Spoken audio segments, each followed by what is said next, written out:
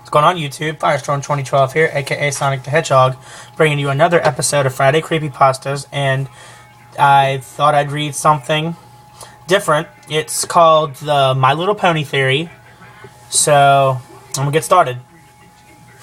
Y'all have probably known about the new generation of My Little Pony Friendship is Magic.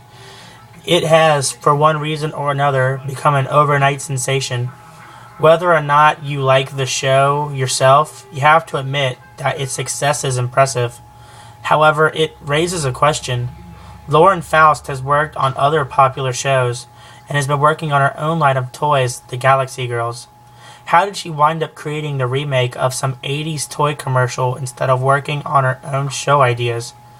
It could be that she's just nostalgic about her childhood My Little Pony toys or something, but even then, what artist wouldn't rather work on their own ideas? I read this news story a few years ago. It was about 6 girls who all went to the same school and died on the same day, January 18th, 1989.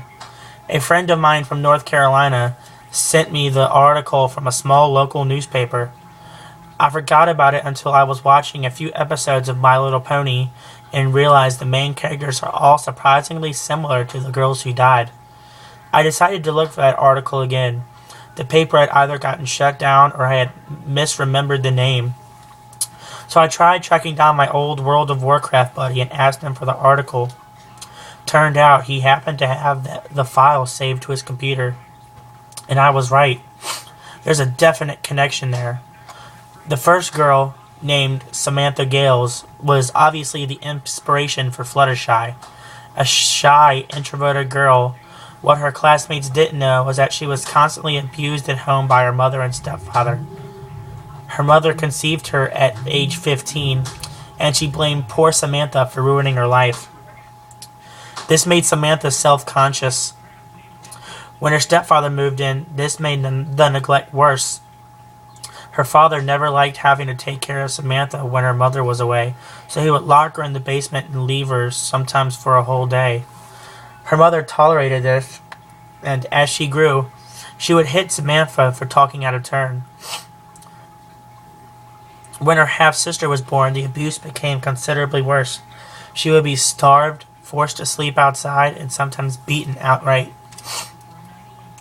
Because she dressed in shabby clothes and had low self-esteem, she was often picked on by the other kids at school.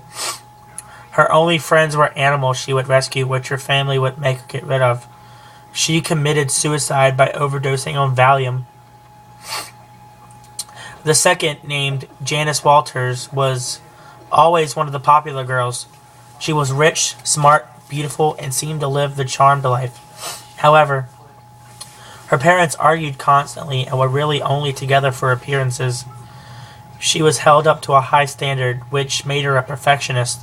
She wanted to be a designer and live in Paris, but her parents wanted her to remain in Carolina and marry a proper man, one of good breeding and high income.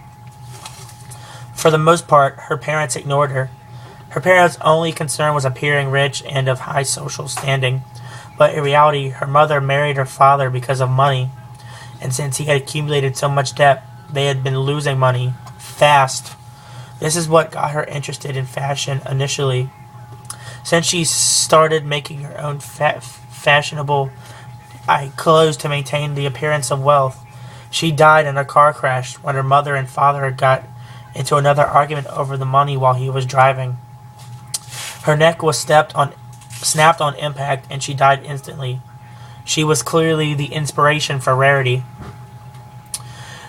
Then there was Alexandra Matthews. Alex was a competitive girl. She always sought to be the best of the best, especially at sports, track in particular. Her father always wanted a boy, and since her mother was declared incapable of having another child, he decided to raise her as if she was his son. In the end, though, she loved her mother and father and was more than happy to play sports. She excelled at them. Even. This made her popular, and by the time she was in high school, was being sought out by athletic scouts from colleges all over the country. This made her try even harder. She had always wanted to compete in the Olympics. However, when she was 15, her mother, who had been told she could never have another child, had a son. After that, her parents didn't pay very much attention to her, which made her more determined to succeed. She ended up pushing herself so hard at track she neglected her friends, her grades, and even her personal health. At one point, she became so desperate she started taking steroids. What her and her family didn't know was that she had a minor heart condition that the steroids worsened. Since she was pushing herself so hard physically as well, she ended up collapsing during a match due to a heart complication. She died in the hospital a few days later. In the show, Rainbow Dash seems the most familiar. The girl most similar to Applejack, Jamie Saunders, was a farm girl, just like the character based off of her. What the show didn't include was that her farm was run down, and her family was always struggling with money. She often worked odd jobs under the table to try and help support her family. She had many brothers and sisters, and she was the second, which meant it was up to her and her brother to take care of the youngins. This meant she didn't have enough time to hang out with friends or take any extracurricular activities, or even do her homework on most nights. She had an aunt whom her family from Manhattan was based off, who kept offering to send money to support her mother and father, but they were proud and always refused. That is until her father died from a heart attack in 1987. Her mother followed shortly after, having killed herself when she couldn't handle the pressure of taking care of all the children. They were taken in by their then senile grandmother, who was incapable of truly taking care of them. Jamie herself oftentimes helped out with other family's yard work to keep her family afloat. She died when she fell into a wood chipper. Pinkie Pie's inspiration probably has the saddest story. Katherine Jackson was a foster child and moved from home to home. Her birth father killed her mother and himself in a fit of rage when she was 5, and she could never quite settle into a good home. Some of the foster families who would take her in were merely interested in the financial support adopting a child would bring, and would refuse to feed or clothe her. Even when she was at a nice home with a good family, the old memory still haunted her, breaking her fragile sanity into a million pieces. She would have nightmares of her mother screaming and pleading, and her father screaming for her, claiming to be after her next. By the time she was in high school, she completely snapped. She started to hallucinate and act out in class. Many of the other kids and even teachers assumed she was merely hyperactive and was trying to be funny. She would oftentimes paint and draw and write about fantastical things and dressed in over-the-top clothing.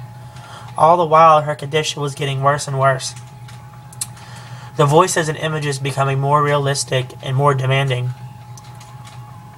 She died when she jumped off the building, one of the voices having told her she could fly. What makes the last fact even more chilling is that Lauren originally designed Pinkie Pie to be a Pegasus as seen in her early development sketches.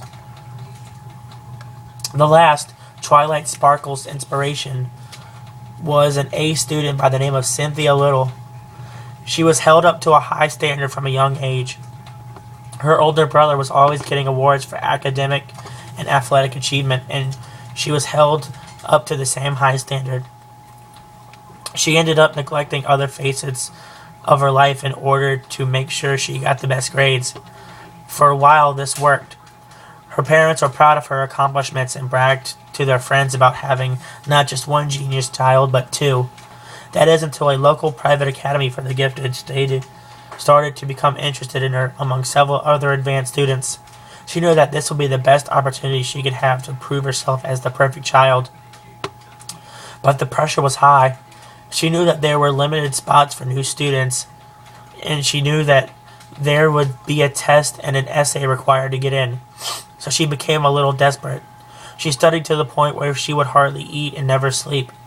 As the test closed in, she panicked, and she opted to find an essay online to copy, and during the test resorted to cheating. When she was caught, her parents were horrified. She sank into a deep depression and eventually hung herself to save herself the shame of being an imperfect daughter. You might be wondering now why Lauren Faust would be inspired to make a sweet children's show inspired by such depressing events. Perhaps she felt some odd need to give the girls closure, or perhaps tell their stories in any way she could. Think about it. In one episode named The Cutie Mark Chronicles, each pony describes of how they each earned one's cutie marks. Rainbow Dash, who was able to make a sonic rainbow on the same day for all the girls to see, and to make them be able to earn their cutie marks, clearly makes you tend to wonder about each girl's death in real life on the same day. And in the show, Fluttershy is able to take care of the animals she adores. Rarity is a successful designer with loving parents. Rainbow Dash is in fact a great athlete. Applejack has a successful farm. Pinkie Pie is happy with not a care in the world. And Twilight Sparkle is accepted into an exclusive school. Maybe, just maybe, she wanted to give the spirits of these girls what they always wanted. And I think they're happy. That was pretty good. And that's it for now. I'll record later. See you later, YouTube.